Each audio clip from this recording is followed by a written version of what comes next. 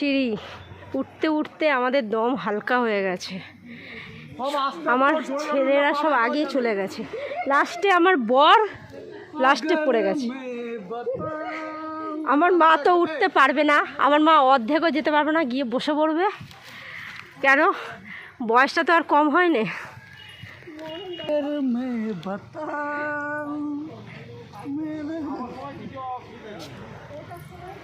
এ মা, আমি উঠবো কি করে?